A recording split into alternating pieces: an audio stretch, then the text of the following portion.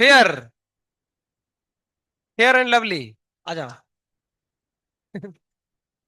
अच्छा है। सब कोई जा रहा है अपनी मामी की शादी में, कोई भाभी की शादी में। बढ़िया। अगला मामी की शादी है ना, जनवरी में ना। बढ़िया है।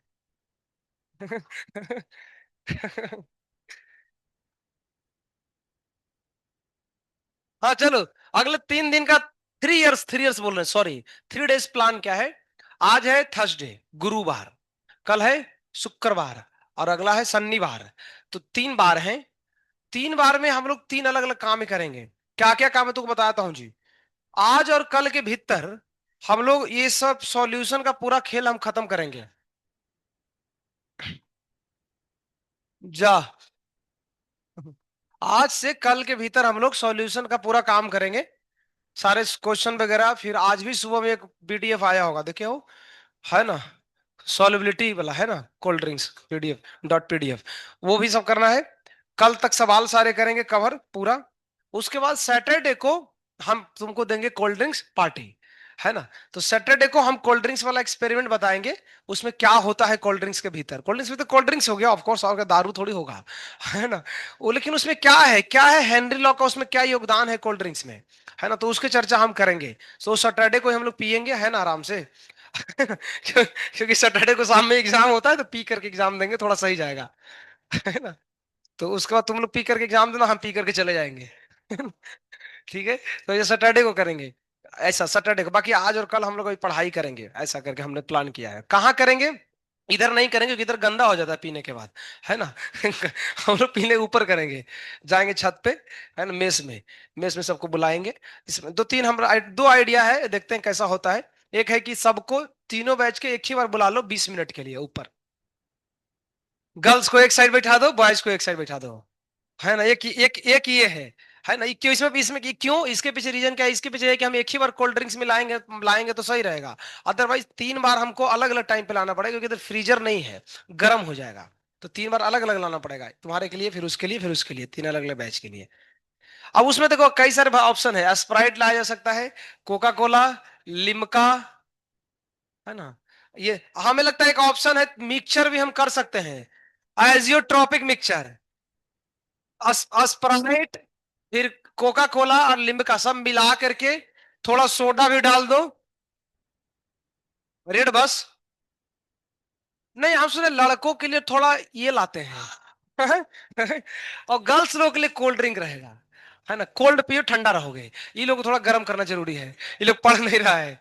ज्यादा नहीं, एक बोतल में सब लोग पी लेगा ना। एक एक ढक्कन मिलाना है एक गिलास पानी में। ज्यादा पियोगे तो दिक्कत होगा, परीक्षा उस दिन है। पता चला सर रेक्टर उठा रहा है। रेक्टर बोल रहा है 3 घंटा हो रहा है, उठो रे।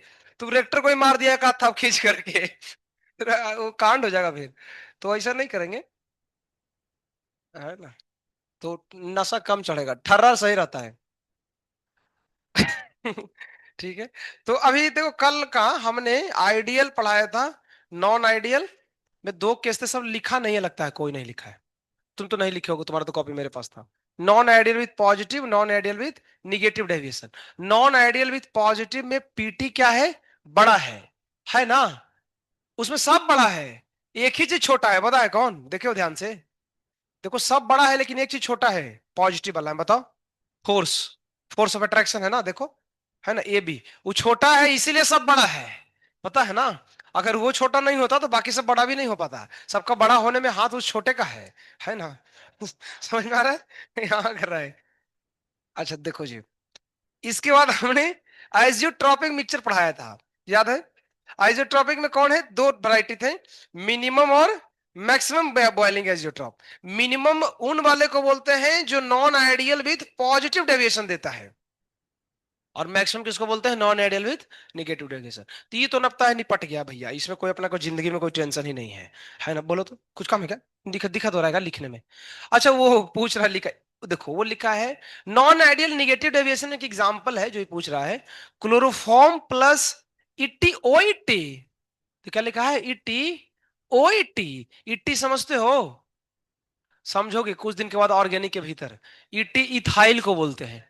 इथाइल मिथाइल जो होता है, ईटी का मतलब इथाइल, ऑर्गेनिक कंपाउंड है। इसको बोलते हैं डाई इथाइल ईथर बोलते हैं।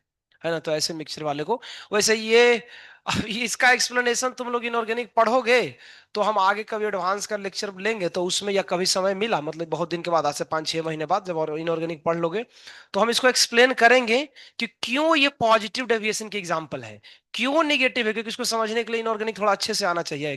जैसे स्पेशली डाइपोल मोमेंट हो गया, फिर लंदन फोर्स होता है, पता है नहीं पता होगा, डिस्पर्सन फोर्स उसको बोलते हैं, वांडरवाल फोर्स होता है, फिर हाइड्रोजन बॉन्डिंग होता है, तो फिर इसका डाइपोल डाइपोल मोमेंट होता है। तो वो थोड़ा नॉलेज रहेगा ना तो वो एक्सप्लेनेशन हो जाएगा क्यों पॉजिटिव है नेगेटिव है। अदरवाइज अगर तुम पीवाईक्यू देखे हो ना तो क्वेश्चन पूछा है, देखे हो पीवाईक्यू उलट के देखना। मैंने जो क्वेश्चन दिया है ना उसमें मैं नहीं दिया है जानबूझ करके, क्योंकि हमको याद नहीं करना था इसलिए, लेकिन अगर तो पीवाईक्यू देखो 2025 में भी क्वेश्चन आया है, उसमें से पूछा है which of the following is positive deviation. चलो अगर याद नहीं है ना तो गया 4 नंबर, ऐसा है।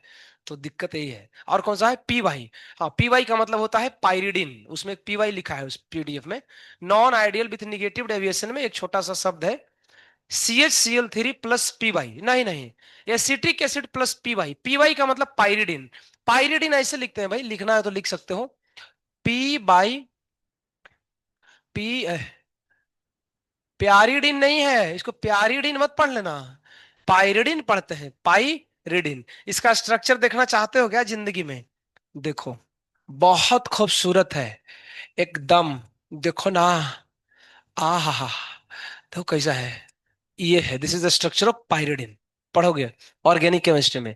ये बेंजीन की रिश्ता में तुम बताता हूँ क्या लगता है, उसका मौसी था, तो ये वो है, ये इसकी मामी है। ठीक है। बेंजीन, ठीक है, इसको पाइरिडिन बोलते हैं, ऐसा ठीक है, ये कर लेना तुम लोग ध्यान से। और कुछ है उसमें देखने को नहीं है ना, ठीक है। सॉल्युबिलिटी वाला पीडीएफ खोलो तो, है ना, आज हेनरी लॉ डिस्कस करते हैं, है ना। प्रैक्टिकल तो हम देखेंगे सैटरडे को, आज इसका डिस्कशन करते हैं, फिर इसके बाद DPP3 भेजूंगा, और फिर सारे सवाल। ये स्टोरी पर स्टोरी क्या है, ये सब ज्यादा स्टोरी तुम लोग सुनता है यार, हमको लगता है माँ एफटी में आकर स्टोरी रोज बोलता है। इतना तो इतना तो एफटी वाला नहीं बोलता है कि स्टोरी सुनाओ। स्टोरी तो खतरनाक नहीं, तुम लोग को क्वेश्चन पूछने लगता है, उस सिलेंडर वाला सुना है उस दिन, हालांकि वैसा ही अब स्टोरी हम सुनाएंगे तो वैसा ही रहेगा फिर, तुम समझ लो बहुत खतरनाक रहेगा। सुनाएंगे, एक्चुअली हमारे पास 2 दिन ही समय है, हमको सवाल बहुत सारे करने हैं, निकालो। और फिर दिक्कत है, आप कौन दिक्कत है क्या, CH है ना, CHCl3, इसको क्लोरोफॉर्म बोलते हैं, एनेस्थेसिया होता है, सुंघाने से आदमी बेहोश हो जाता है ना। तो किसी को बेहोश करना हो तो इसको ऐसे से, क्लोरोफॉर्म है ना, इसको करके सुंघाओ, ऐसे सुंघो ना, ठीक है। ऐसे करके देखो, हेडिंग डालो, क्या लिखा है भैया, पढ़ो जी, शालुबिलिटी, इसके हम चर्चा करते हैं, आओ शालुबिलिटी के बारे में पढ़ते हैं। हमने 2-3 पेज लिखा है शायद उसमें, देखो तो, आज का पीडीएफ खोलो, आज आकर के इसको लिख लेना बढ़िया से सॉलिबिलिटी को, है ना। आई क्या दिक्कत है क्या, क्या नहीं हुआ उस दिन, ना तुम्हारा भी हो गया, तो सोचो कैसे नहीं हुआ, तुम्हारा कौन वाला पोर्शन छूटा, तो फिर तो तुम, अच्छा, और ऐसा हुआ इसके बैच में वो टॉपिक हम आज कल पढ़ा दिए, और वो बैच में आज वो पढ़ाए, तो तुम्हारा यहाँ भी छूटा, वहां भी छूटा, लेकिन दोनों जगह छूटा, उससे इसका मतलब कोई है ही नहीं, है ना। वो टॉपिक अलग था, आइडियल नॉन आइडियल तुम छोड़ भी दोगे, वो टॉपिक ही अलग है, 10-15 मिनट का है, लिख लिए हो ना, डाउट क्लास में पूछ लेना किसका, तुम दोनों का छूटा है ना, हाँ 10-15 मिनट का है ना, कुछ है नहीं, रिकॉर्डिंग तो अभी आ नहीं रहा है तो पूछ लेना, 10-15 मिनट का है वो, कुछ है नहीं, है ना, ठीक है। ये पढ़ते हैं बहुत इत्मीनान से, इसका आज पूरा एक्सप्लेनेशन देंगे, बहुत अच्छा चीज है ये, सवाल आए हैं, जेई के लिए इंपॉर्टेंट टॉपिक है, एनसीईआरटी के पॉइंट ऑफ व्यू से यहां से ही टॉपिक शुरू होता है, हमने उल्टा पढ़ाया है। एनसीईआरटी देखोगे तो पहला टॉपिक सॉल्युबिलिटी ही पढ़ना है, बाद में आता है कोलिगेटिव प्रॉपर्टी, लेकिन हम पढ़ते हैं इसको अंतिम में, क्योंकि हमको लगता है उधर पढ़ाने से कोई फायदा नहीं इसको है। सॉल्युबिलिटी, देखो पहला डेफिनेशन कुछ लिखा है, पढ़ो तो क्या लिखा है, बताओ ना क्या लिखा है, maximum amount of substance that can be dissolve in, हाँ बहुत क्लियर है, किसी एक सॉल्वेंट में, ये तो लगता है हम लोग 8 में पढ़ते थे यार, यार 8-9 में पढ़े थे ना, 8-9 में सब हम लोग छोटा छोटा चीज पढ़े थे, कि जैसे पानी है, और पानी में तुम चीनी घोलो, जितना ज्यादा घोल सको, अगर घुलते घुलते रुक जाए, और जितना घुला ना, उस अमाउंट को क्या बोलते हैं, सॉल्युबिलिटी। फिर सर लोग तुम लोग को ये भी पढ़ाते होंगे बचपन में, कि अगर गर्म करोगे ना तो और घुलेगा, है ना, ये तो हम भी पढ़ाए हैं किसमें, आयनिक इक्विलिब्रियम में। और गर्म करोगे तो और घुलेगा। इसका मतलब एक स्पेसिफिक टेम्परेचर पे घोलना है, ये नहीं कि इसे बढ़ाते जाओ टेम्परेचर, वो नहीं है भैया। अगर मान लीजिए अभी हम आग लगाएं और 100 डिग्री सेल्सियस तापमान है, तो 100 डिग्री पे पानी में जितना घुल रहा है, पानी का अमाउंट भी देखना पड़ेगा ना। पानी अगर मान लो एक बाल्टी है 10 लीटर है, तो 10 लीटर पानी में जितना घुलेगा ना, कौन, कोई भी सॉल्यूट, उस अमाउंट को ध्यान रखना, उस अमाउंट ऑफ सॉल्यूट को क्या बोलते हैं, सॉल्युबिलिटी बोलते हैं। बट ये बहुत हल्का डेफिनेशन है, इतना आसान, इतना मतलब हमको ऐसा नहीं जानना है, और भी इसमें कुछ लिखा है, और देखो तो इसमें आगे लिखा है it depends on nature of solute and solve. इसके बताने से पहले मैं छोटा सा एक बात कनेक्ट करता हूं। ये टॉपिक हम पहले भी पढ़े हैं आयनिक इक्विलिब्रियम में, तो थोड़ा सा डाउट होगा कि उधर पढ़े थे ये पढ़ रहे हैं, अंतर क्या है दोनों में, सेम ही है या अलग है, क्या दोनों में को रिलेशन क्या है। देखो, अगर तुम ध्यान से तुम्हें याद हो तो हम आयनिक इक्विलिब्रियम में सॉल्युबिलिटी जो पढ़े थे उसमें एक बात बोले थे कि सॉल्युबिलिटी का मतलब मैथमेटिकली कॉन्सेंट्रेशन ही होता है, मोलरिटी को ही सॉल्युबिलिटी बोलते हैं। लेकिन हम बोले थे ना, स्पेशल हमने एक केस बताया था कि जब सॉल्यूशन कैसा हो, सैचुरेटेड हो, है ना, उस स्पेशल सैचुरेटेड सॉल्यूशन में वो मोलरिटी का स्पेशल नाम हो जाता है सॉल्युबिलिटी। तो ये बात आज भी सही है, ये गलत नहीं है। ऐसा नहीं है कि आयनिक में सॉल्युबिलिटी अलग था ये अलग नहीं, वही चीज है, थोड़ा थोड़ा अंतर है। वहां पे सॉल्युबिलिटी एक हम स्पेशल सिर्फ पढ़े थे कि कोई लिक्विड के अंदर किसी दूसरे लिक्विड को घोलते हैं। यहाँ थोड़ा विस्तृत पढ़ेंगे क्या, यहां हम अलग अलग वैरायटी लिखे हैं। सबसे पहला क्या लिखा है, solubility of solid in liquid, थोड़ा ऐसा है, बेसिक थ्योरेटिकल टॉपिक है। तो ये हम बचपन से सुने हैं कि पानी है, मान लो लिक्विड, मान लो क्या होता ही है, उसके अंदर नमक घोलना चालू करेंगे तो क्या होगा, तो उसमें बहुत सारी बातें लिखी है। वो लिखा क्या है तुमको भी पता है, पानी में अगर नमक घोलेंगे तो अगर ज्यादा घोलना है तो क्या क्या करेंगे तो ज्यादा घुलेगा, टेम्परेचर बढ़ा दो। तो उसमें लिखा है क्या, देखो तो पढ़ो तो, कहीं लिखा है, नहीं लिखा है क्या, जा, हमको देख के बताना पड़ेगा, उल्टा पलटा हो। देखो सब, है ना, सबसे पहले देखो मैं एक एक लाइन पढ़ता हूं। देखो पहला पॉइंट लिखा है ना, नॉट ए नोट है, नोट मतलब ये नॉट नहीं वाला, every solid dissolve in liquid, बात सही है, सारे सॉलिड लिक्विड में डिजोल्व नहीं होते हैं, ये तुम बचपन में पढ़े होगे, लाइक डिजोल्व लाइक, है ना, शादी जो है ना वो कैसे होता है, सेम कास्ट में होता है, सेम जेंडर नहीं, सेम कास्ट में होता है ना, जनरली शादी जो है उस सेम कुल परंपरा में होते हैं। ऐसे नहीं समझ लिया कि लाइक डिजोल्व लाइक मतलब सेम जेंडर में शादी होगा, ऐसा नहीं भाई, सेम कास्ट होना चाहिए। आगे लिखा है, वही लिखा है लाइक डिजोल्व लाइक, जैसे इसमें एग्जांपल दिया है, NaCl और शुगर ये पानी में घुलता है, हम लोग बचपन से पता है। लेकिन नेफ्थलीन, एंथ्रासिन ये बेंजीन में घुलता है, पानी में नहीं घुलता। मैं इसका रीजन तुमको बताता हूं, ये जो नेफ्थलीन और एंथ्रासिन है ना, इसका नेचर अलग है, ये वाटर, ये हाइड्रोफोबिक होता है, इसमें पढ़े हो क्या, ये सब सुने हो कहीं, हाइड्रोफोबिक और हाइड्रोफिलिक। हाइड्रोफिलिक होता है, फिलिक उसको पसंद है, फोबिक, हो माने दूर जा रहा है ना, माने तो फेंक रहा है, हो मतलब फेंक दो, मतलब उसको पसंद नहीं है पानी, पानी पसंद नहीं है उसको, बोलते हैं हाइड्रोफोबिक। और फोबिक शब्द आया है फोबिया से, है ना, हाइड्रोफोबिया जिसको पानी से डर हो, है ना। और किसी आग से डर वालों क्या बोलते हैं, फायरोफोबिया, है ना। किसी किसी को शादी से डर है, मैरिज फोबिया, किसी को लड़की से डर लगता है, गर्ल्सोफोबिया, किसी को लड़कों से डर लगता है, बॉयजोफोबिया, है ना, पप्पा से डर लगता है, पापोफोबिया। जिसको जिसको जिससे डर लगता है उसे फोबिया लगा दो। ऋतुजा मैम से डर लगता है, ऋतुजा फोबिया। है ना, ऐसे करके ऋषभ सर से डर लगता है, ऋषभोफोबिया। तो जिससे डर लगता है उससे लोग दूर जाना चाहते हैं, तो इसमें लाइक डिजल्व लाइफ होगा, ठीक है, ओके खत्म। चलो, अब नीचे लिखा है, छोटा सा बात है उसी में, कुछ टर्म्स हैं, ये टर्म्स के बारे में जान लेते हैं, बाकी कुछ कुछ पढ़ लेना अपने से। डिसोल्यूशन ये शब्द आया था पहले भी, डिसोल्यूशन का मतलब कुछ नहीं है, घोलने को बोलते हैं। देखो लिखा है, when a solid solute is added to the solvent some solute dissolve and its concentration increases, सही बात है, घोलते हैं तो कंसंट्रेशन बढ़ेगा, इस घटना को डिसोल्यूशन बोलते हैं। आगे लिखा है, आगे उधर है कि इधर है, आगे दूसरा टर्म क्या है, क्रिस्टलाइजेशन, छोटे छोटे टर्म है, पता होना चाहिए क्रिस्टलाइजेशन क्या है। तो क्रिस्टलाइजेशन क्या, due to collision of solid particle in the solution solid separate out, अच्छा ये पता है कब होता है? जब तुम ज्यादा घोल देते हो, जो पीपीटी बनता है ना, पढ़े थे उधर ना इक्विलिब्रियम में। तो जब ज्यादा सॉल्यूट घोलते हैं तो सॉल्यूट एक दूसरे से कोलिजन करने लगता है और वो बाहर हो जाता है। तो उसमें हम कंडीशन ही पढ़ते हैं, जब केएसपी का वैल्यू क्यू बड़ा हो केएसपी से, तो उसमें होता है पीपीटी आउट होने लगता है। तो उस घटना को क्रिस्टलाइजेशन बोलते हैं। अगला एक डेफिनेशन है सैचुरेटेड सॉल्यूशन, ऑलरेडी तुम लोग को पता है, नॉर्मल बात है। तो सॉल्यूशन इन विच, इसमें हम पूरा अच्छे से लिख के दिए क्योंकि ये आता है बोर्ड की परीक्षा में, सब लिख लेना बढ़िया से। तो सॉल्यूशन इन विच क्या है? Number of particles going into solution is equal to the solid particles separating. हाँ, इक्विलिब्रियम में पढ़े थे। सैचुरेटेड मतलब जितना घोलो उतना ही वापस फेंक देगा, इसको बोलते हैं सैचुरेटेड सॉल्यूशन। ठीक है, आगे। आगे आता है इफेक्ट ऑफ टेम्परेचर, वो टॉपिक खत्म हो गया। इफेक्ट ऑफ टेम्परेचर मतलब solubility of solid in liquid will increase, ये सही बात है। चीनी पानी में घोलेंगे, ज्यादा गर्म करोगे ज्यादा घुलेगा, अपने को बचपन से पता है। इफेक्ट ऑफ तो सोचो ना, इसे पढ़े होगे यार 9th 10th में, क्या होता है बताओ कोई? सही बात है। टेम्परेचर बढ़ाएंगे ना तो जो सॉल्वेंट है ना वो दूर दूर हो जाएगा, उसका मॉलिक्यूल उस जगह खाली हो जाएगा तो और घुलेगा, ऐसे करके बता सकते हैं। अगला लिखा इफेक्ट ऑफ प्रेशर, इसमें लिखा प्रेशर का इफेक्ट नहीं होता है, ऐसे कहे। मतलब चीनी को पानी में घोल रहे हैं तो प्रेशर कम करो ज्यादा करो, इस बात सही है। देखो एकदम लॉजिक से समझाते हैं। देखो ना, उतना साइंस हम लोग को नहीं ना आता है, बिहार से हम हैं। देखो, ये पानी है ना, इसमें चीनी घोलना है ना, तुम इतना चीनी लो, ऐसे गिराओ, और एक चीनी लो फिर से और ऐसे करके गिराओ। तो जोर से मारो या धीरे मारो, घुलेगा उतना ही। इसका मतलब प्रेशर का फर्क नहीं पड़ता है।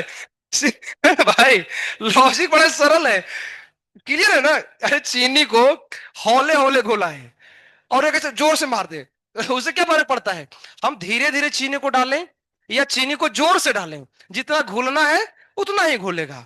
सीधी सी बात है ना, तो इसीलिए नो इफेक्ट है। और बोलो, डाउट है क्या? बोलो, आप बोलो। है नहीं डाउट हो? एक थोड़ा साइंस से नहीं नहीं, मेन रीजन इसका बहुत सरल है। सॉलिड जो है वो प्रेशर से रिलेटेड नहीं है। हम लोग 9th में पढ़े थे कि सॉलिड का साइज और शेप या कुछ भी हो उसके प्रेशर से इफेक्ट नहीं पड़ता है। तो सॉलिड को घोलते समय जब प्रेशर हाई भी लगा के घोलेगा, वही लॉजिक है जो मैं दे रहा हूं, लॉजिक एक्चुअली वही है कि धीरे घोलो या जोर से इसे झटक दो, तो फर्क क्या पड़ता है? घोलेगा तो उतना ही जितना घोलना है, नॉर्मल बात है भैया। हाँ, ये उतना इंपॉर्टेंट नहीं था, सेकंड ज्यादा इंपॉर्टेंट है। यही मेन है, इसी से क्वेश्चन आते हैं। वो तो 9th में ही पढ़े थे, ये नहीं पढ़े थे बचपन में, ये नया है। Solubility of gas in liquid, ये अलग है, इसको थोड़ा ध्यान से सुनना। ये है लिक्विड में सॉलिड नहीं घोलना है, गैस को घोलना है। इसी में आता है कोल्ड ड्रिंक्स, है ना? तो जैसे अब इस थोड़ा सोचो, एक एक पॉइंट पढ़े जो लिखा है, many gases dissolve in liquid, माने कि लगभग सारे गैसेस घुलते हैं लेकिन सब लोग नहीं घुल सकते हैं, ऐसा भी कुछ होता होगा, इसीलिए स्टेटमेंट लिखा है। इसमें भी दो बातें लिखा है। हाँ, इसमें लिखा है कि pressure and temperature both affect, अंतर है। पीछे वाले में सिर्फ कौन सा फैक्टर था? टेम्परेचर था। इसमें दोनों है, लॉजिक एकदम सही बैठ रहा है। देखो, गैस में अंतर है, चलो ढक्कन खोलो। अगर गैस घोल रहे हो और तुम हाई प्रेशर से घोलोगे ना, तो हाई प्रेशर में गैस भी किस में कन्वर्ट हो जाता है? लिक्विड में। तो ज्यादा अच्छा से घुलेगा, समझ में आया? और हल्का प्रेशर लगाओगे तो लिक्विड में कन्वर्ट होगा, लेकिन उतना नहीं होगा जितना होना चाहिए। मजेदार। तो इसका मतलब गैस को जब घोलते हैं ना, कोल्ड ड्रिंक्स ऐसी तो बनता है। आप समझो कोल्ड ड्रिंक्स की कहानी। कोल्ड ड्रिंक्स बनाने के लिए, कोल्ड ड्रिंक्स बनाने वाली जो कंपनियां है ना, जैसे एक कोल्ड ड्रिंक्स मान लो 1 लीटर का 50 रुपए में मिलता है, उनको ज्यादा खर्च नहीं पड़ता है कंपनियों को, उनको 5-10 रुपए में बनता है, पता है तुम लोग को? हमारे एक सर थे सोशल साइंस के, वही श्रेया के पापा, है ना, वो कोल्ड ड्रिंक्स कंपनी में पहले स्टार्टिंग में काम किए थे, है ना, उस एसएस पढ़ाते थे, है ना। तो उन्होंने समझाया था मेरे को, आज तक उनका एग्जाम्पल मेरे को याद है, बहुत पीटा है ना, इसीलिए कोई भूल कैसे सकता है। तो उन्होंने एक एग्जाम्पल दिया था, वो शायद उनके कोई रिलेटिव लोग कोल्ड ड्रिंक्स कंपनी में काम करते थे, तो बताते हैं कि ये जो बनाने में खर्च होता है बहुत कम होता है। ये प्लास्टिक का जो बोतल है, प्लास्टिक नहीं, ये तो खैर शीशा है, क्या है, स्टील है। तो प्लास्टिक के जो बोतल होते हैं वो 2-4 रुपये में बन जाता है ना। हम लोग को महंगा मिलेगा क्योंकि बड़ी बड़ी कंपनियां है ना, उनको प्लास्टिक की बोतल 2 रुपये में मिलते हैं। और उसके अंदर जो लिक्विड डाल रहे हैं ना, कोई महंगा लिक्विड नहीं है, वो जो पानी तुम पी रहे हो, स्प्राइट या कोका कोला, बहुत सस्ता होता है। वो खर्च क्यों होता है ना, क्योंकि जहां से बनता है ना, वहां से बन के आने में बहुत सारे टैक्सेस लगते हैं उसके ऊपर। इसके कारण वो कोल्ड ड्रिंक्स लगता है 50 रुपया, कोल्ड ड्रिंक्स 1 लीटर है, पियेंगे तो कुछ तो यार ताकत मिलेगा, कुछ नहीं मिलता है उसमें, कुछ नहीं। सिर्फ अभी बताता हूँ ना, फिर कल पिलाऊंगा तुमको, मजा आएगा। देखो क्या है उसमें, कोल्ड ड्रिंक्स क्या है, उसके अंदर लिक्विड है ना। लिक्विड के लिए जो जो सोडा वगैरह वो यूज करते हैं बनाने के लिए, अलग अलग केमिकल्स वो डालते हैं। फिर क्या करते हैं, उस कोल्ड ड्रिंक्स को, कोल्ड ड्रिंक्स बनाने में जो सबसे बड़ा योगदान है ना, वो कोल्ड ड्रिंक्स का नहीं है, गैस का है।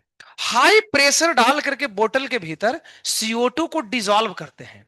तो कार्बन डाइऑक्साइड को हाई प्रेशर में जब रखते हैं, डिजॉल्व हो जाता है और तुरंत उसका ढक्कन बंद कर देते हैं। सब ऑटोमेटिक सिस्टम है कंपनियों में लगा हुआ ना, पता चला घुला दिया, अब बोल रहा लाओ रे ढक्कन बंद करते हैं, तब तक उड़ गया जा। ऐसा नहीं करना है।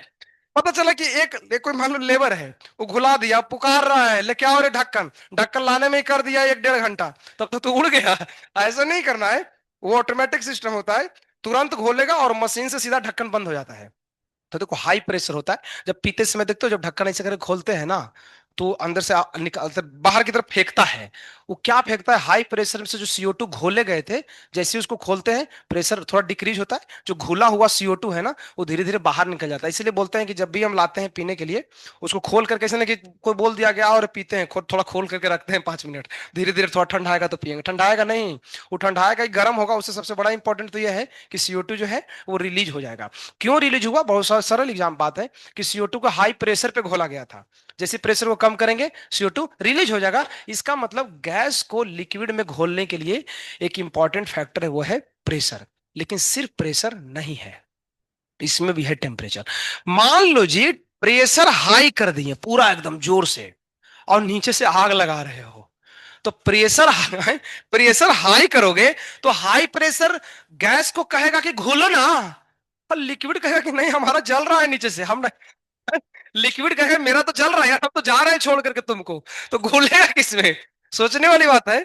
गैस कहेगा कि हम आ रहे हैं तुम्हारे अंदर घुलने के लिए, और जिसके अंदर में जा रहा है वो बोलेगा कि नहीं मेरा तो नीचे का जल रहा है जी, हम तो उड़ना चाहते हैं।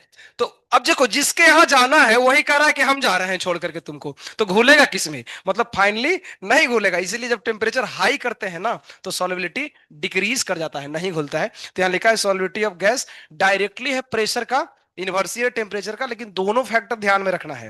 प्रेशर हाई रखना है तो टेम्परेचर को लो रखना है, तभी घुलेगा। मतलब कुल मिलाकर के फ्रीजर के अंदर में घोले जाते होंगे लो टेम्परेचर पे, पैक कंपनियों के अंदर में। फिर किधर आता है, वही तो निपटा। फिर आगे, हाँ अब यहीं से आता है ये तो साथ ये सब थियोरेटिकल बातें हो गई ना, ये थोड़ी ना तुमको कोई परीक्षा में पूछने वाला है। परीक्षा में आता है न्यूमेरिकल।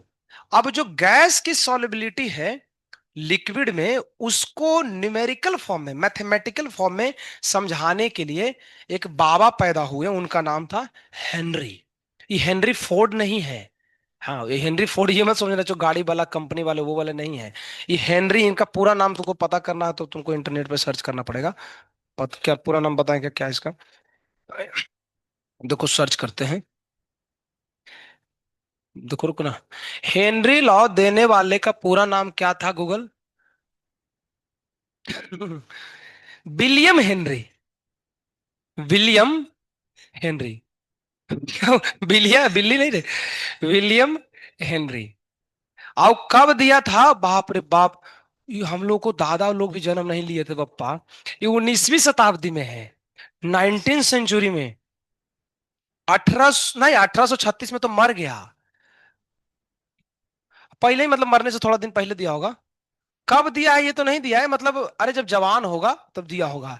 कहाँ दिया है? विलियम हेनरी का जन्म 1774 में मैनचेस्टर इंग्लैंड में हुआ था। ये परीक्षा में इंपॉर्टेंट है, आ सकता है। इनका निधन हो गया 1836 में। कितना दिन जिंदा रहा बताओ तो? 26 साल और 36 साल, कितना? 62। जल्दी मर गया ना। चलो अच्छा हुआ नहीं जिंदा रहता और कोई लॉ दे देता, है ना। अच्छा हुआ कि एक ही लॉ दिया, नहीं पता चलता कि दूसरा दूसरा लॉ देता, बोलता कि जो लॉ है ना फर्स्ट लॉ है मेरा, सेकंड दूसरा लेके आया हूँ। अच्छा है कि इतना ही था। तो हेनरी लॉ ने क्या दिया, अब ये स्टेटमेंट पढ़ो हेनरी का। क्या लिखा है? solubility of a gas in a liquid is directly proportional to the partial pressure of the gas present above the surface of the liquid। इस बात को फील करो। ये बोतल है, फिर से बोतल का ही इंपॉर्टेंट, हमारे जिंदगी में बोतल इंपॉर्टेंट है। ये बोतल है, अब ये बोतल में घोलेंगे, तो जो गैस घोल रहे हो ना, ये बोलता है ये जितना ज्यादा प्रेशर से घोलोगे ना उतना ज्यादा घुलेगा। यही स्टेटमेंट है, लिखा है ना कि solubility of the gas is directly proportional to partial pressure. Partial pressure किसका? गैस का। गैस का कौन पार्शियल प्रेशर? जो इसके ऊपर लग रहा है। धीरज को उठाओ ना रे, बाद में कैसे पढ़ेगा फिर, रिकॉर्डिंग भी नहीं हो रहा है। थोड़ा सुन लो ना, वैसे आसान टॉपिक है, समझना बहुत इजी है। इसको में डालेंगे, जितना ज्यादा हाई प्रेशर से डालेंगे उतना ज्यादा घुलेगा। तो इसका एक्सप्लेनेशन हो गया, थोड़ा सुन लो ना, है ना। एक दूसरा भी स्टेटमेंट है, वो भी पढ़ लेते हैं। दूसरा क्या लिखा है, दूसरा स्टेटमेंट दिया है एनसीईआरटी में, ये वाला दूसरा वाला। According to Henry law the partial pressure of gas in the vapour phase, ये देखो ये लफड़ा कर दिया, ये स्टेटमेंट बहुत इंपॉर्टेंट है। Partial pressure of gas in vapour phase मतलब एक्स ए नहीं है, बाई ए है, फॉर्मूला में मार करेगा। इज प्रोपोर्शनल, किसका प्रोपोर्शनल है, मोल फ्रैक्शन ऑफ गैस का। अब देखो फिर देखो लफड़ा है, मोल फ्रैक्शन ऑफ गैस कहां का है, तो ये बहुत कंफ्यूजिंग स्टेटमेंट है, ये आसान नहीं है, ये लफड़ा हो जाएगा।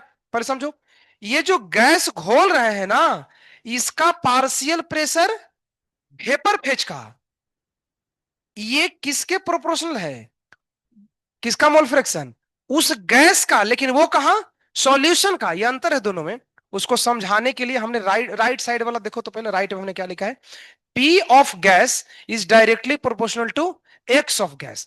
प्रोपोर्शनलिटी को हटाते हैं तो एक कांस्टेंट आता है, इसका नाम क्या है, केच। इसको बोलते हैं, नाम कहीं लिखा है क्या, कहीं तो लिखा होगा यार, कहीं नहीं लिखा, जा तुम समझ लो क्या होगा नाम, अपने से लगा लो तुक्का। हेनरी कांस्टेंट, हेनरी ने दिया है तो हेनरी कांस्टेंट होगा ऑफ कोर्स, इसका नाम होता है हेनरी कांस्टेंट। और देखो हमने एक और एक्सपेंशन किया है उस फार्मूले का, थोड़ा वो फार्मूला इंपॉर्टेंट है, जे एडवांस 2009 में क्वेश्चन आया था इसके थर्ड वाले फार्मूले से। ये देखो, P of gas K H x है ना, मैं इसको एनालिसिस दिया हूं, एक्स गैस किसका मोल फ्रैक्शन है, mole fraction of gas in liquid phase. वो पता होना चाहिए कि वो एक्स कौन सा है, लिक्विड फेज के अंदर का। लेकिन तुम देखो, ये जो पार्शियल प्रेशर ऑफ गैस है, डेफिनेशन में किसका था देखो तो, वेपर फेज में, तो उसको एक्सपेंशन करके ऐसे लिख सकते हैं, देखो तो, x of gas into PT. तुम बोलोगे सर उधर तो आप बाई पढ़ाए थे, ठीक है, यहां हमने वेरिएबल चेंज कर दिया है, मतलब इंपॉर्टेंट है। लेकिन ये एक्स ऑफ गैस में हमने डैश लगाया है ताकि दोनों सेम ना कर जाए। उसका मीनिंग देखो नीचे लिखा है, क्या लिखा है, mole fraction of gas in air, air air air थोड़ा गलत लिखा गया है, वेपर लिखना चाहिए था, mole fraction of gas in vapour into total pressure. तो ये अच्छे से समझ लो, यही है, यही हेनरी लॉ है, इसी से सारे सवाल पूछे हुए हैं पीवाईक्यू में। ध्यान से क्या समझना है कि P of gas K H x होता है, एक्स गैस क्या रिप्रेजेंट करता है, mole fraction of gas in solution, ये पता होना चाहिए। और P ऑफ गैस रिप्रेजेंट करता है mole fraction in vapour phase. अब वेपर फेज तुम बोलोगे सर इधर वेपर फेज वाला इसका इक्वल कैसे हो गया, होता है डाल्टन्स और रॉल्स एक दूसरे के क्या होते हैं, सेम ही तो होता है। लिखे है ना, एक से P not is equal two by A PT, मतलब दोनों फॉर्मूला से जो पार्शियल प्रेशर आता है वो क्या होता है, सेम। तो आरएचएस एलएचएस सेम है ना, इसीलिए इसको हम ऐसे लिख सकते हैं, ये एक्सप्लेनेशन है। और बताओ, नीचे एनसीईआरटी के कुछ क्वेश्चंस के वो दिए हैं, तो वो तुम लोग को नहीं करना है, वो ऐसे ही है, नीट वाले कोई करना चाहे तो, नीट वाले को नहीं करना है, छोड़ दो। करना, हाँ ग्राफ है, थोड़ा ग्राफ देख लो ना, समझ में आ रहा है क्या कैसे आ ग्राफ, बताओ। ठीक है ना, partial pressure of gas K H X by equal to M X passing through origin, यानी स्लोप किसको रिप्रेजेंट करता है, के एच को। जेईई में क्वेश्चन आया है, 4-5 क्वेश्चन दिया है पीवाईक्यू में, ऐसे करके ग्राफ तुमको बना देगा, देखो ऐसे, ये अरे थोड़ा खराब हो गया, जा सीधा अच्छा, ठीक है इतना रखते हैं, ठीक है। ऐसे ग्राफ बनाएगा, इसमें केएच की वैल्यू दे देगा, KH1, KH2, KH3, मान लो ये 2 है, ये 2.5 है, ये 0.09 है, बोलेगा रिप्रेजेंट करो ABCD को, कौन रिप्रेजेंट करता है, कर सकते हैं। जिसका स्लोप ज्यादा उसका केएच ज्यादा, तो सबसे ऊपर वाला का वैल्यू ऊपर रख देंगे, काम खत्म। तो नॉर्मल बात है ना, स्लोप बढ़ेगा केएच बढ़ेगा, काम खत्म। केएच कांस्टेंट है, केच कांस्टेंट बोल रही हो, हाँ पर्टिकुलर एक के लिए तो कांस्टेंट होगा, यहाँ चार अलग अलग लोग हैं तो चार का तो अलग अलग ही होगा ना। ठीक है, और बताओ, ये तो निपटा दिया, तुम्हारा जिंदगी खत्म हो गया इसमें, और क्या बच्चा हुआ। हम्म। अच्छा एक दो बात मैं और बताना तुमको चाहता हूँ, जो इसमें नहीं लिखा है, तुमको लिखना पड़ेगा। चलो देखो, मैं इसमें नहीं लिखा है वो लिखाता हूँ, देखो सॉल्युबिलिटी से ही रिलेटेड है। अच्छा देखो, अब ये एक्सप्लेनेशन कहीं लिख लेना, पार्शियल प्रेशर आया के एच इंटू एक्स,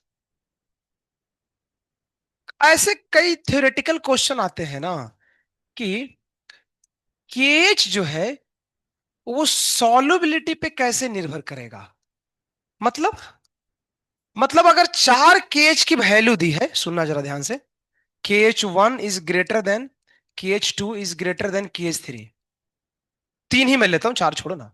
बोलेगा कि अगर कोई सॉल्यूशन है जिसकी केएच की वैल्यू सबसे अधिक है, तो केएच देख करके सॉल्युबिलिटी पे कमेंट कैसे करेंगे। तो ऑर्डर याद कर लो, केएच जो होता है ना, उसका सॉल्युबिलिटी के साथ उल्टा संबंध होता है। केएच बढ़ेगा तो सॉल्युबिलिटी घटेगी। तो जहां जहां हेनरी कांस्टेंट की वैल्यू ज्यादा होगा उस समय सॉल्युबिलिटी क्या होता है, कम होगा। ये छोटी सी बात है, उसमें नहीं लिखा है इसमें, है ना, तो ये कहीं लिख लेना तुम लोग। और थोड़ी थोड़ी बातें कहीं कहीं पूछता है, और लिख सकते हो। पार्शियल प्रेशर, ये लगता है लिखा है, ये डायरेक्टली ये डायरेक्टली होता है सॉलिबिलिटी का। मतलब जितना ज्यादा ये लॉजिक सही है भाई, प्रेशर ज्यादा लगाएंगे ज्यादा घुलेगा। तो ऐसे लिख सकते हैं, P1/P2 is equal to S1/S2। इसके ऊपर सवाल आया है जेई मेन में। एक P1 P2 दिया था, दूसरा S2 पूछा है ना, तो हम बना सकते हैं। थोड़ा सा लिख लो ना, जाओ कुछ खास नहीं है तो कहीं लिख लो।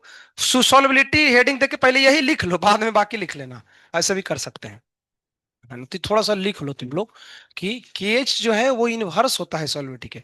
मतलब कांस्टेंट की वैल्यू बढ़ती है तो सॉल्युबिलिटी जो है वो, है ना, तीन चार लोगों का कांस्टेंट देगा, तुम बोलोगे सर कांस्टेंट है तो कांस्टेंट रहेगा ना। हाँ, एक के लिए तो कांस्टेंट ही रहेगा, लेकिन अगर चार अलग अलग लोग हैं तो उनकी चार अलग अलग केएच होगी, तो उनके हिसाब से सॉल्युबिलिटी हमको डिसाइड करने पूछ सकता है। तो ये थोड़ा सा आइडिया तुम रख लोगे तो सवाल बन ही जाएगा भैया। अब इसके ऊपर बोर्ड लेवल के क्वेश्चन हैं जो बोर्ड के परीक्षा में आ सकते हैं, आगे मैं लिखा हूं नेक्स्ट, अगले पेज में देखो लिखा है। इस सॉल्युबिलिटी का डेली लाइफ एप्लीकेशन है, एक बार पीडीएफ खोल लो ये, है ना, तो कुछ था तो नहीं, छोटा टॉपिक है। तो ये देखो डेली लाइफ एप्लीकेशन है, ये एनसीईआरटी में सारे सवाल लिखे हुए हैं, है ना, एप्लीकेशन में, तो इसको आराम से पढ़ते हैं। तो चलो भैया, सबसे पहले क्या लिखा है बताओ। सबसे पहले लिखा है, इसको समझते हैं। कहाँ गया, कहाँ गया, देखो।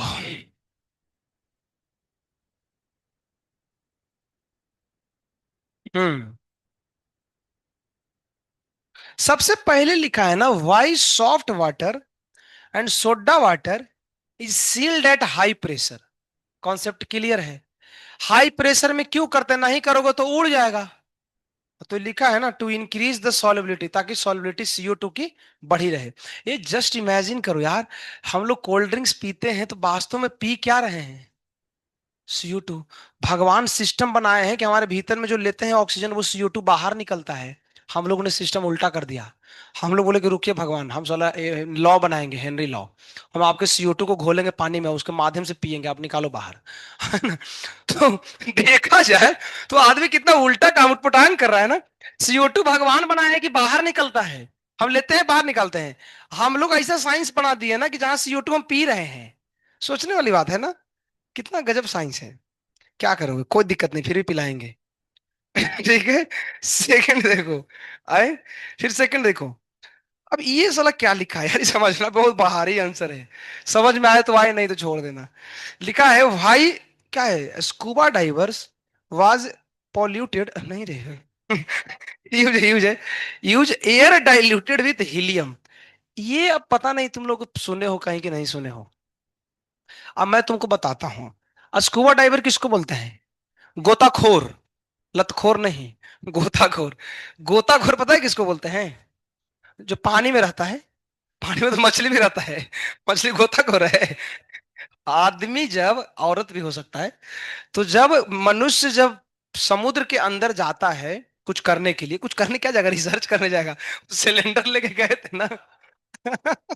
सॉरी मुनि, आज समझ में आया कि वास्तव में उस सिलेंडर में क्या था, हीलियम था। तभी तो यार वो क्यों अंदर में सरवाइव कर रहे थे। अब पता चला ना, वो सिलेंडर लेके गए थे हीलियम का भर करके पूरा। है ना। अब देखो जरा ध्यान से, शायद हीलियम को ज्यादा डाल दिया ना, इसलिए उनका मन भटक गया। अब लिखा है कि जो स्कूबा डाइवर है, यानी कि जो गोताखोर होते हैं, समुद्र के अंदर जो गोता लगाते हैं, रिसर्च करते हैं समुद्र के अंदर में चीजों को, मिनरल्स या पता नहीं क्या क्या फालतू की चीजें, तो वो करने के लिए अंदर जब जाते हैं तो तुम बोलोगे कि ऑक्सीजन सिलेंडर लेके जाते होंगे, हम लोग जानते भी हैं। लेकिन तुमको पता है उस सिर्फ ऑक्सीजन सिलेंडर नहीं होता है। ऑक्सीजन की मात्रा बहुत ज्यादा होता है तो लोग बोल देते हैं ऑक्सीजन सिलेंडर है ना, बट उसमें ऑक्सीजन ही नहीं होता है, हीलियम नाम की गैस भी भरी होती है। क्यों होता है ना, इसने बहुत अच्छा से एक्सप्लेनेशन में लिखा हूं, है ना, काफी अच्छे से कोशिश की है इंग्लिश में प्रस्तुत करने का। देखो एक बार पढ़ करके, तो हमने पॉइंट वाइज ही किया है, देख एक स्टेप छोड़ करके एक एक गैप, तो एक एक करके पढ़ते हैं, देखो समझ में आए तो ठीक है, जो आ सकता है बोर्ड की परीक्षा में, जी ये नीट में आ सकता है कहीं कोई असर्शन रीजन सवाल में। देखो पहले क्या लिखा है, ध्यान सुनो। नॉर्मली एयर कंटेन, बात सही है, 21% ऑक्सीजन, 78% नाइट्रोजन और 1% आर्गन एंड हीलियम, कुछ ऐसा ही होता है लगभग डेटा। ठीक है, आगे चलते हैं। Nitrogen has high solubility in blood, अब एक स्टेटमेंट लिखा है कि नाइट्रोजन जो है वो पानी में ज्यादा सॉल्युबल, नहीं नहीं, ब्लड में ज्यादा सॉल्युबल होता है। सो अभी आगे लिखा है, when divers go into water due to high pressure nitrogen dissolve, इतना समझ में आया, आगे बढ़ते हैं।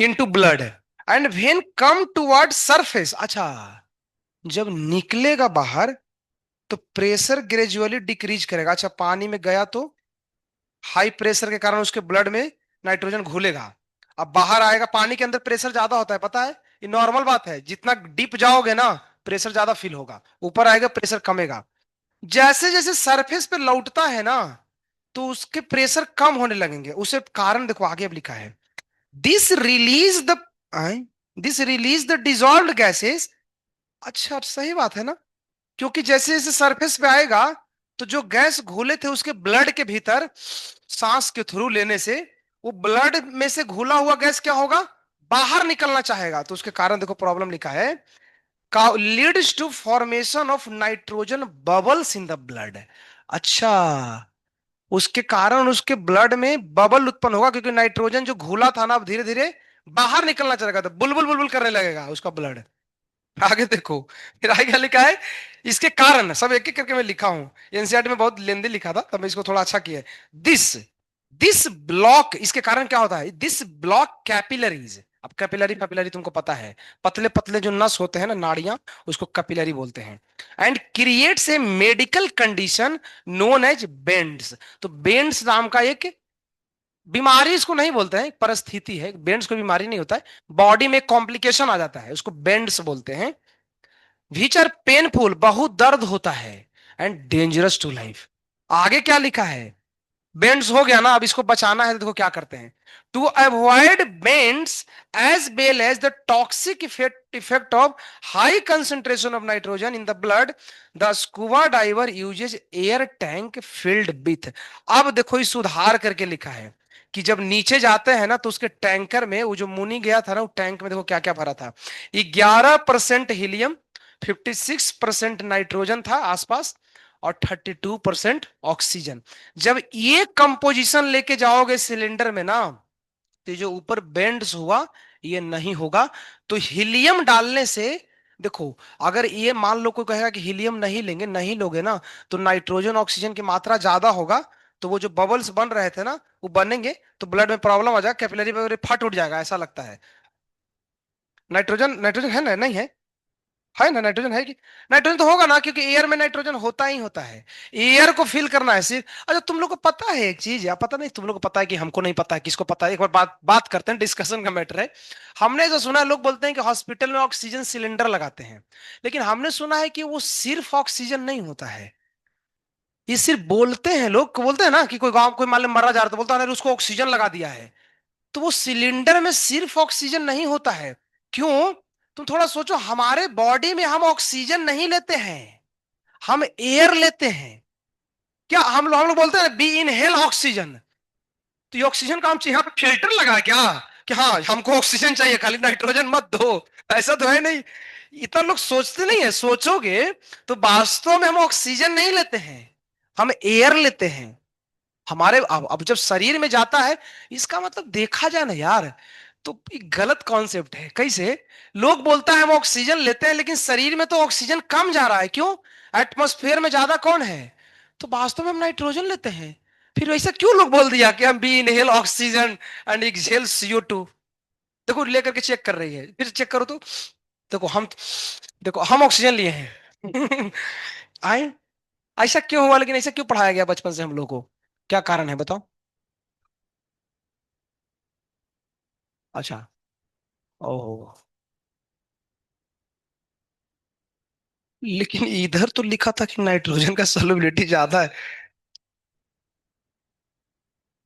घुलता ज्यादा है नहीं, उसका मैं रीजन तुमको बताता हूँ। ब्लड में होता है हीमोग्लोबिन, और हीमोग्लोबिन को जिंदा रहने के लिए ऑक्सीजन चाहिए, उसको बोलते हैं ऑक्सी हीमोग्लोबिन, है ना। हाँ। हाँ, ऑक्सीमोग्लोबिन कंपाउंड होता है लेकिन ऑक्सीजन से मिलकर बनाता है, नाइट्रो हीमोग्लोबिन नहीं होता है। तो हाँ, तो हुआ ना, नाइट्रोजन नहीं जुड़ता है। हाँ, तो वो उसको जोड़ने में ऑक्सीजन ही आ रहा है ना, इसलिए लोग बोल देते हैं ना कि हमको ऑक्सीजन की जरूरत है ना। तो वास्तव में हम शरीर में ऑक्सीजन नहीं लेते हैं, एयर लेते हैं। तो जब डाइवर जाएगा अंदर, तो तुम जो पूछ रहा था कि नाइट्रोजन क्यों नहीं लेंगे, वो क्वेश्चन ही गलत है। क्योंकि हम सिलेंडर लेके जाएंगे, एयर का सिलेंडर लेंगे, उस एयर के अंदर में नाइट्रोजन की मात्रा को कम रख करके हीलियम डाल देंगे थोड़ा सा। उससे क्या होगा, जो बबल्स बन रहे थे वो अब बॉडी में नहीं बनेगा। तो नस वगैरह फटने का चांस कम है। फट सकता है, अगर फटना रहेगा तो कहीं भी फट जाएगा साला के। समझ में आया ना। तो ये ऐसा है, ये सब है ना। साइंस अपने जगह पे है, लेकिन बाकी चीज अपने जगह पे चलती है। ठीक है। आशुतोष पढ़ रहा है कि लगता है बंद करके सो गया, और देखा कि आज कथा चल रहा है लंबा, है ना। एक और क्वेश्चन आता है, एनसीईआरटी में दिया है। क्या पढ़ा लिखा है, व्हाट इज एनोक्सिया। ये भी एक बीमारी है, बीमारी नहीं, एक मेडिकल कंडीशन है। देखो क्या इसका लिखा है।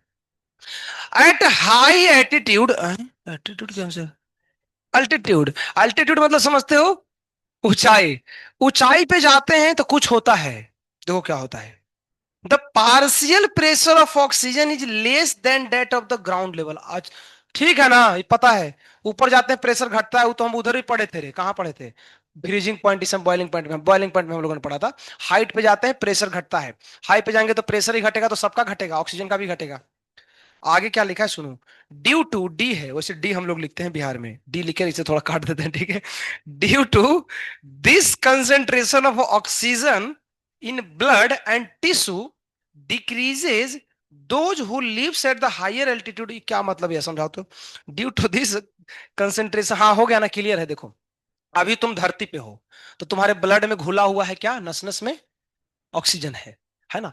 अभी जाओगे आकाश में, बहुत ऊंचाई में चले गए, ऊंचाई में जाओगे तो प्रेशर घटेगा, तो जो घुला हुआ ऑक्सीजन है वो छोड़ेगा ना। किसको छोड़ देगा, ब्लड को, ब्लड से बाहर आना चाहेगा। तो देखो क्या लिखा है कि जब ब्लड से बाहर आना चाहेगा, तो इसका क्या आगे क्या होता है, लो ब्लड ऑक्सीजन के कारण क्या होता है, काउजेज वीकनेस, कमजोरी तुमको महसूस होगा। सही है ना, काउजेज वीकनेस, इससे कमजोरी होता है। एंड अनेबल टू, इससे क्या होता है, हम असहमत, अनेबल मतलब क्या होता है रे, असहमत होता है नहीं, कुछ भी होता है, अनेबल टू थिंक प्रॉपरली। अरे बाप रे, पगला जाएगा जा। ब्लड जैसे कमेगा ना, इसमें खून में, लेकिन नहीं ना, ऑक्सीजन जब ब्लड में कमेगा, तो धीरे धीरे जो मेंटल कंडीशन है वो क्या हो जाएगा, खराब हो जाएगा। मतलब तुम उल्टा पुल्टा सोचने लगोगे, गाली देने लगोगे किसी को भी, है ना। यानी दारू पीने के बाद यही होता है क्या, ऑक्सीजन कम जाता है ब्लड में, है। तो ब्रेन जो है ना, वो फंक्शनिंग खराब हो जाएगा, और इसी को बोलते हैं एनोक्सिया। समझ में आया। ऐसा तो इसको टेस्ट करना है, तो तुम लोग एक काम करो, नीचे से छत पे चढ़ के जाओ। तुम ऊपर जाओगे ना, तुम हाफने लगोगे, दिमाग कम काम करेगा थोड़ी देर के लिए, है ना। है। ये बहुत हाई लेवल चाहिए, इसलिए तुम, ये मेरे साथ हुआ था, फ्लाइट में चढ़े थे तो, फ्लाइट में कभी चढ़े होगे तो महसूस हुआ होगा। अरे फ्लाइट में चढ़े, हमको मिला, अब हमको फ्लाइट में तो ट्रेन जैसा होता नहीं है कि आप सिलेक्ट कर सकते हो lower berth, upper berth, middle birth. उसमें तो सिंग एक ही बर्थ होता है, लोअर बर्थ। और उसमें भी विंडो वगैरह सिलेक्ट करने का ऑप्शन रहता है क्या, लेकिन साला हम सिलेक्ट नहीं किए थे। नहीं, हमने सिलेक्ट किया था, विंडो किया था, लेकिन विंडो में ये थोड़ी सिलेक्ट कर सकते हैं कि पीछे बैठना है कि आगे बैठना है। भाग हफ्ता तक 5 बार हम फ्लाइट बुक किए, एक बार में हमको पता नहीं चला ये। ऐसा होता है क्या। नहीं तो हमने हमने तो नहीं, हमने कुछ जल्दीबाजी था, हमने बुक किया, तो हमको पीछे का हो गया, और पीछे का विंडो साइड था। हुआ क्या ना, जब फ्लाइट टेक ऑफ किया, तो कुछ हाइट पे गया होगा ना, तो हमको कान से सुनाई देना बंद हो गया, यहाँ पे सनसन आवाज आ रहा था। हाँ, ऐसा लग रहा था हमको। बताए उसमें फील हमको इतना खराब आया, हमको लगा इस साला 10,000 रुपया पूरा बर्बाद इसमें है। ट्रेन से जाओ, बाहर का नजारा देखो, थोड़ा बढ़िया, उसमें चाय वगैरह पियो, केला खाओ खरीद करके, है ना, पानी पूरी खाओ। इसमें साला कुछ खाओगे तो वो आती है बोलने, ऐसे तबला बजा के आती है। देखो ना, बोलते हैं hi sir, hello, how are you, you want something. हम बोलते हैं I don't want anything, I have everything. है ना। वो आती है लिपस्टिक लगा करके बोलती है ना, और वो इतना अच्छा से बोलती है कि जिसको नहीं भी भूख लगा होता है ना, वो भी साला लेकर जबरदस्ती खाता है, क्योंकि बोल दी है ना, इज्जत का बात है ना, नहीं बोलेगा तो सोचेगा कि भिखमंगा है क्या। एरोप्लेन में बैठ के आया और साला पानी नहीं, पानी तक और चाय नहीं पी रहा है। तो वो ऐसा हुआ, तो ऊपर जब ऊपर गए ना, तो आए,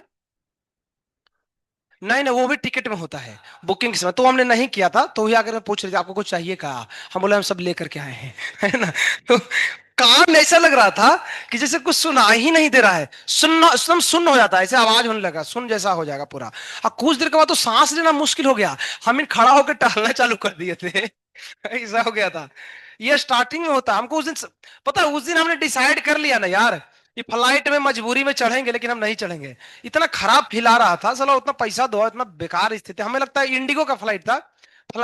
है ना, इंडिगो वाला फ्लाइट में बहुत प्रॉब्लम होता है। वो अच्छा हुआ कहीं लैंड नहीं किया, नहीं कहीं कूद जाता ना, जैसे कूद गया ना उधर। आए, तो बहुत दिक्कत होता है। तो ये एनोक्सिया यही है, ब्लड का लेवल जो है वो घटता है, तो दिमाग काम कम। तो जब जब तुम्हारा दिमाग काम कम करे, समझो कि ऑक्सीजन कम गया है, तो तुरंत क्या करो, जोर जोर से सांस लेना चालू करो, दिमाग काम करना चालू कर देगा। ठीक है, परीक्षा में, परीक्षा देने से पहले भर पेट सांस लेना चाहिए बैठ करके। पहले बैठ जाओ कहीं पे उधर साइड में, और दोस्तों को बोलो यार 5 मिनट डिस्टर्ब मत करो, हम पहले वो कर रहे हैं, क्या बोलते हैं, पेट्रोल भर रहे हैं, है ना। और जोर जोर से सांस लो खूब, इतना सांस लो कि पूरा इसमें इतना ऑक्सीजन चला जाए, दिमाग साला हाइपर एक्टिव हो जाए। एग्जाम में बैठते ही बिना सॉल्व किए टिक मार दो सब, ऐसा। तो उसके लिए हाइपर एक्टिव चाहिए। है ना। तो ये चीजें हैं। तो ये तो हुआ तुम्हारा, सॉल्युबिलिटी की कहानी खत्म हुई। तो यहाँ पे चैप्टर तुम्हारा समाप्त होता है। कल का लेक्चर में हम पूरा पीवाईक्यू देखेंगे। तो आज तुम्हारा होमवर्क है, कितना क्वेश्चन है सॉल्यूशन मेरे, 200 है, दिशा में, दिशा में, है ना, ब्लू कलर वाले में। तो 200 है, 221। कोई दिक्कत नहीं है, 221 में 21 कर सकते हो आराम से, पूरा कर लेना। है ना, शुरू से, अब शुरू से चालू करो। ग्राफ वाले क्वेश्चन हो उसको छोड़ देना, ग्राफ वाले में लोगों को दिक्कत होता है। ग्राफ वाले मैं पूरा ओवरऑल एक क्लास में कल सब निपटा दूंगा टोटल। अगले वीक में 2 लेक्चर हम लेंगे शाम के समय में, क्योंकि अगले वीक में पीटीएम सब खत्म हो रहा है। एडवांस का करेंगे, 1 महीने की तैयारी है, पूरा पूरा करेंगे, सॉल्यूशन से स्टार्ट करेंगे, थर्मो पे आएंगे धीरे धीरे करके, मेंस लेवल हो गया। ये चैप्टर आसान है, वैसे चैप्टर में एडवांस वगैरह कुछ होता नहीं है, इसका सारा लेवल लगभग सब सेम ही है। यानी इस चैप्टर में हाई लेवल नहीं है, सब कुछ लो लेवल है ऐसा।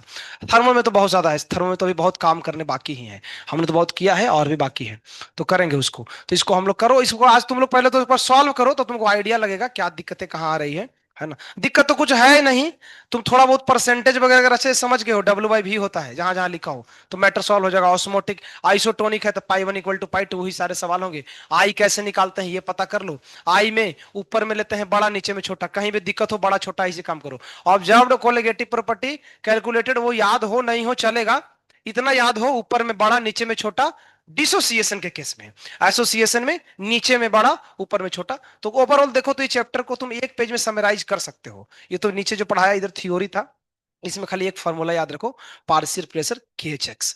इसके क्वेश्चन आते हैं थ्योरी वाले मेंस में भी आजकल। आजकल क्या है ना, आजकल मेंस अब मेंस नहीं रहा पहले जैसा, आज एनसीईआरटी हो गया है पूरा। तो ये एनसीईआरटी में दिया है, तो जेईई मेन में थ्योरेटिकल क्वेश्चन आते हैं ऐसे, एनोक्सिया से आ सकता है क्वेश्चन, इसके भीतर में कुछ डाल करके पूछ सकता है, घुमा फिरा करके, तो दिक्कत होगा। इसलिए मैं पूरा लिख दिया हूँ, पूरा अच्छे से लिख करके रिवाइज कर लेना। डन हो गया चैप्टर। तो चैप्टर में कुछ बात नहीं है, 4 फॉर्मूले हैं, 4 के अलावा थोड़े थोड़े फॉर्मूले हैं। क्लैसियस क्लैप्यूरॉन, क्लैसियस क्लैप्यूरॉन की एक भी क्वेश्चन अभी तक देखने को नहीं मिला होगा, क्योंकि सिर्फ एडवांस में आता है, मेंस उसमें नहीं आता है। नीट में भी हमें लगता है नहीं आता है, कोई क्वेश्चन नीट में भी नहीं पूछा है। नीट वालों तुम लोग अपना देख लेना, पीवाईक्यू सारे सॉल्व करना, थोड़ा बहुत डाउट है तुम लोग 10 मिनट जाके पूछ लेने का, है ना। तो पीवाईक्यू नीट वाले सॉल्व कर लो अपना, नीट का पीवाईक्यू, सिंगेज पीवाईक्यू, जेई का पीवाईक्यू तुम लास्ट प्रायोरिटी रखो, लेवल वाइज चलो, तुम्हारे लिए पहले नीट वाले पहले हैं, फिर जेई का पीवाईक्यू आ जाओ। जेई वाले कर लो, काम खत्म, तुम्हारे ज्यादा नहीं करना है। एन अवस्थी करना हो टाइम है तो करो, नहीं तो कर लोगे पीवाईक्यू तो एन अवस्थी ऑटोमेटिक हो जाएगा, एक बार उलट करके देखना, एन अवस्थी सब बन जाएगा टोटल। तो इतना ही था, इसमें ज्यादा कुछ है ही नहीं। तो ये खेल हो गया खत्म तुम्हारा। तो यहाँ पे हमारा निपटता है। आगे हम पढ़ेंगे फिर आज से 2 महीने बाद लगभग, यानी कि फरवरी, आधा फरवरी या मोस्टली मार्च में, आएगी। 2 चैप्टर और बचा है, 1 महीने लगेंगे पढ़ने में, केमिकल काइनेटिक्स एंड इलेक्ट्रोकेमिस्ट्री। फिर से चैप्टर खत्म, फिर तुम लोग का ऑर्गेनिक शुरू होगा मोस्टली, है ना। तो अप्रैल से में भी ऑर्गेनिक भी चालू हो जाएगा पैरेलली, क्योंकि वो सर संजय सर फ्री हो जाएंगे, तो हमारा फिजिकल भी चलेगा और ऑर्गेनिक भी चलेगा, इस बीच में इनऑर्गेनिक निपट जाएगा, है ना। तो ऐसे करके, तो कुल मिलाकर के हम लोग जो टारगेट लिए थे वो पूरा हो ही रहा है। हो सकता है थोड़ा बहुत डिले हो, but delay is not important, delay चलेगा, लेकिन चीजें समझ में आना बहुत जरूरी है ना, वो समझ में आना चाहिए। ऐसा नीट वाला अच्छा से तुम लोग सब कर लो, अब तक 5-6 चैप्टर हो गया, बढ़िया से तैयारी कर लो, जितना हो क्वेश्चन जहां से करना हो करो, है ना। जहां से करना हो, बहुत हाई नहीं जाना है, कई बार बोलते हैं हाई मत जाओ, लो में रहो। लो मतलब जितना मेंस का अपना जेई जेई इसका नीट का जितना सिलेबस का स्कोप है उतना ही करना है, अच्छे से कर लो प्रैक्टिस। अब इतना चैप्टर पढ़ा दिए, सबको कंबाइंड करके सोचो, सब लोग जेई नीट सब पूरा सोचो यार, कि अब तक हम जो मोल से पढ़े हैं वो कैसे एक दूसरे से कनेक्टेड है। जब तुम सोचोगे तो तुमको लगेगा कि बहुत नहीं है यार सिलेबस में, कुछ कुछ बातें ही है जी नई नहीं है सब। ये सॉल्यूशन तो पूरा मोल ही है, खाली इसमें डाल दिया है 4 को कोलिगेटिव प्रॉपर्टी, बाकी पूरा मोल है, मोलालिटी मोल फ्रैक्शन ये सब आता है, तो ज्यादा तो कुछ है नहीं। तो एक बार देखोगे सोच करके, तो ज्यादा कुछ नहीं है, बहुत रिवाइज रखना बहुत ईजी है, फिजिकल केमिस्ट्री स्पेशली सब एक दूसरे से कनेक्टेड। इनऑर्गेनिक ऐसा नहीं है, इनऑर्गेनिक में नए नई चीज है, कोऑर्डिनेशन अलग चैप्टर है, केमिकल बॉन्डिंग अलग है, पीरियोडिक वाला अलग है, इसमें अलग कुछ नहीं है। इसमें एक चैप्टर कोई पढ़ोगे ना, उसको पढ़ने के लिए पिछला वाला आना पड़ता है, ऐसा है, सब एक कोरिलेटेड एक दूसरे से है, तो इसको कर लो आराम से, है ना। ठीक है भैया, खत्म, टाटा, बाय बाय। स्टोरी अब सुना है, टाइम ही कितना बच्चा है, आए। अगले महीने में जेमेंस का पेपर भी, यही बात सही तुम बोल रहे हो। तो अब जेमेंस का पेपर है, हमारा तो प्लानिंग था कि 14 फरवरी तक हम निपटा देते हैं, और हम निपटा ही देते हैं बिल्कुल, क्योंकि 1.5 महीना अभी से है ना, अगर हमारा फिजिकल चलता तो 1.5 महीना में पक्का हम निपटा देते। कम से कम जेई मेंस के पहले एक चैप्टर तो कर ही देते, बट अभी स्विचिंग हो गया। फायदा तुमको सेम ही है, या तो फिजिकल का चैप्टर पढ़ लो एक्स्ट्रा, या उसके जगह इनऑर्गेनिक पढ़ लो, बात बराबर ही है, कोई ज्यादा फर्क नहीं पड़ेगा। तो उसके जगह सर इनऑर्गेनिक पढ़ा देते हैं, तो 2 चैप्टर सर पढ़ा देंगे तुमको आराम से, केमिकल बॉन्डिंग और कोऑर्डिनेशन। और ये जो सर 2 चैप्टर पढ़ाएंगे ना, इसमें क्वेश्चन बनने का ज्यादा चांस है, क्योंकि हमारे जो 2 चैप्टर है बड़ा तगड़ा है, डिफिकल्ट है थोड़ा। तो अच्छा है कि इनऑर्गेनिक का पढ़ लोगे ना, तो कोऑर्डिनेशन से 4 सवाल आएगा जेईमेन में, तो 12 नंबर तुम टिका सकते हो, 16 नंबर 16 टिका सकते हो आराम से, 15-16, है ना। और केमिकल बॉन्डिंग से 2 सवाल तो आएगा ही कम से कम, तो 5-6-7-8 क्वेश्चन तुम्हारा ये दोनों चैप्टर मिलाकर के ही हो जाएगा अच्छा सा। तो उधर से निकल जाए, फिर फिजिकल से अगर मान लो इतना जितना पढ़े हैं, इसमें से 8 क्वेश्चन भी अगर पैक हुआ, तो लगभग तुम 15 क्वेश्चन टारगेट कर सकते हो इतना पढ़ के ही, है ना, आराम से 15 सवाल। तो 15 सवाल करोगे तो 60 मार्क्स अगर आ गया जेईमेन में, तो तुमको पता चलेगा 60 बहुत हम बोल रहे हैं भैया, 60 लोग लाने के लिए सोचते हैं फाइनल, 2 साल पढ़ने के बाद सोचते हैं कि केमिस्ट्री में 60 आ जाए। अगर तुम अभी इतना पढ़ के 60 ला दिए ना, मतलब तुम्हारा कोई नहीं रुकेगा 2027 में जेई में, एकदम 100 में 100 आ जाएगा। तो बस यही है कि जितना पढ़े हो अभी काम करो, 1 महीना तैयारी करो, नीट वाले ही तो है ना। जेई वाले को ठीक है, जेई वाले पेपर देख लेना बाद में, घर पे बैठ करके सॉल्व कर लेना, है ना, उससे कर लेना। नीट वाले तो ट्राई करके देखो, नीट वाले का है तो नीट वाले सीरियसली लो, है ना, सब बना लो पूरा पीवाई क्यू। आए, सीट का, सीट दे सकते हो, हाँ सीट दे सकते हो, सीट दे लेना, और क्या, सीट देना हो तो दे सकते हो, सीट में कैलकुलेशन बहुत हार्ड आता है, लेकिन दिक्कत है। तो समस्या है, कौन देखिए स्टोरी खत्म नहीं होगा आज, दिक्कत यही है, कंटिन्यू करना पड़ेगा फिर, है ना, जितना आज थोड़ा सा होगा। 15 मिनट है, 15 मिनट है ना, सवाल लेते हैं बुक का आदमी। है, अच्छा तुम लोग लिख रहे हो, ठीक है। कल क्वेश्चन वैसे लूंगा मैं पूरा इसका, तुम लोग करके आना ना, तो हम कल के करके आओगे तो मेरे को भी सही रहेगा, कि ताकि पता चलेगा कौन कराना है कौन स्किप करना है। देखो, तो एक छोटी सी कहानी नहीं है, कहानी तो बहुत लंबी है। इसमें इसको गेट को बंद करो तो खुल रहा है बार बार, बाहर के लोगों को सुनाना बहुत बेकार है, ठीक है। देखो पिछली बार किनकी कहानी सुनाए थे, सौभरी सौभरी, है ना, वो पानी में तपस्या कर रहे थे ये सिलेंडर लेकर के, आज पता चल गया उस सिलेंडर में हीलियम बहुत ज्यादा था, इसलिए नहीं तो उनका बुखार आ जाता। आज जो तुमको कहानी सुना रहा हूं, ये भी कहानी बहुत खतरनाक है, इसको ध्यान से सुनना। देखो, कहानी तो बहुत गजब है, कहां से चालू करें यही पता नहीं चलता है। हम्म, चलो यहां से चालू करते हैं। देखो एक राजा हुए, उनका नाम था, ये भी कहानी भागवतम में लिखा है, नहुस। क्या नाम था, नहुस। ये बहुत बड़े राजा हुए, बहुत पुरानी कहानी, सब कहानी आज की नहीं है, पिछले के पिछले युगों की कहानी है, सतयुग द्वापर के बहुत पहले की कहानी है, शास्त्रों में वर्णन है। नहुस नाम के एक राजा हुए, उस राजा के खानदान में उनका ही एक बेटा हुआ, उसका नाम सुनना, उसका नाम था ययाति। क्या नाम था? ययाति। क्या नाम था? ययाति। इसको लिखते ययाति। लड़की नहीं है, य या ती, ययाति, है ना। अरे चलो ना, अब इधर कोई बोल रहा है ऐसे, ठीक है दोनों साइड ले लेते हैं। अब both both are correct option, ठीक है। ययाति। इस ययाति की कहानी बहुत बेजोड़ कहानी है, बहुत खतरनाक है। देखो अभी सुनना, ये कहानी क्या था ना, ययाति महाराज का, ये बहुत बड़े राजा थे, इनकी कहानी सुनो कैसे हुआ। इनकी कहानी जानने से पहले और भी बहुत सारी चीजें हम लोग को जानना पड़ेगा। तो एक राजा थे नहुस, नहुस के बारे में बताएं। तो ये ययाति महाराज जो थे, ये चूंकि राजा थे तो राजा लोग घूमते रहते हैं कहीं भी।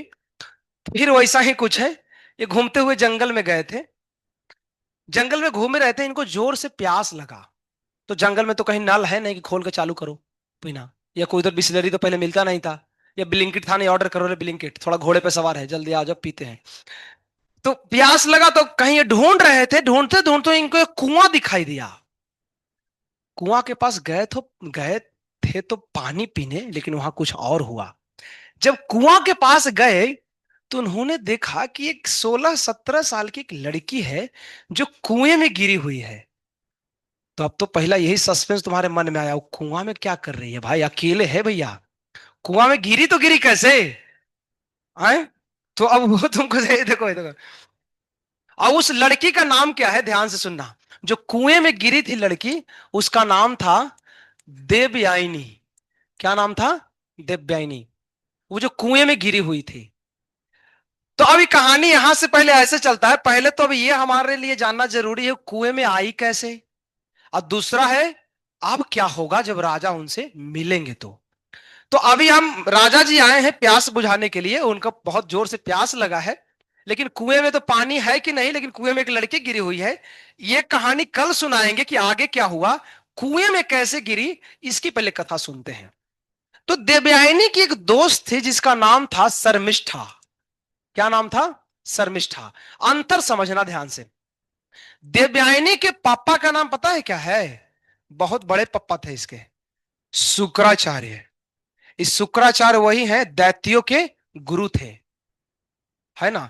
और ये जो शर्मिष्ठा है, इनके पापा का नाम मेरे को ध्यान में नहीं है, लेकिन ये एक राजा था। मतलब ये राजा है और शुक्राचार्य गुरु है ना, ऐसा रिलेशन है। तो राजा की बेटी है शर्मिष्ठा और गुरु की बेटी है देवयानी, और ये दोनों काफी अच्छी सहेली है। ये एक ऐसी दो सहेली की कहानी है ना, जो दोनों में बहुत घनिष्ठ मित्रता थी, लेकिन एक समय में इतना खतरनाक मित्रता टूटता है, ये कहानी हिला देता है, बहुत बेजोड़ कहानी है। देखो तो हुआ क्या ना, ये दोनों की दोस्ती इतनी खतरनाक थी, बहुत घुल मिल करके एक दूसरे के साथ रहते थे। तो ये दोनों लड़कियां, ये दोनों ही नहीं, इनके सारी सहेलियां मिल करके ये लोग आई थी जंगल में, है ना, आसपास के जंगल में घूमने के लिए आए होंगे, टूर पे आए होंगे, होता ही मैजिका वाटर पार्क होगा, चलो चलो थोड़ा घूमते हैं, नहाने वहाने आई होगी, एक्चुअली नहाने ही आई थी, सच यही था। तो जब ये दोनों आई तो एक बड़ा अच्छा स्विमिंग पूल था। उस स्विमिंग पूल में इनके दोनों के सखी लोग, मतलब हजारों लोग थे, बहुत सारे लोग आए थे, सब लोग नहाना चालू किए। लेकिन इन नहाते नहाते एक लफड़ा हो गया। हुआ क्या ना, देखो कहीं भी लफड़ा होगा ना, उस लफड़ा में एक लोग जरूर होते हैं, वो है भगवान शिव जी। कोई भी घटना में ट्विस्ट लाना है ना, शिव जी को लाओ। हुआ क्या कि जब स्त्रियां नहा रही थी एक ऐसे जगह में, एक्चुअली शास्त्रों में वर्णन किया गया है ना कि इस घटना में जो भी चीजें हुआ था ना, ये भगवान की इच्छा से हुआ था। आगे बताऊंगा क्यों भगवान की इच्छा था। क्योंकि यहाँ पे शिव जी क्यों आ रहे हैं भैया, जहां लोग स्नान कर रहे हैं, यानी भगवान जानबूझ के सब कराना चाहते थे।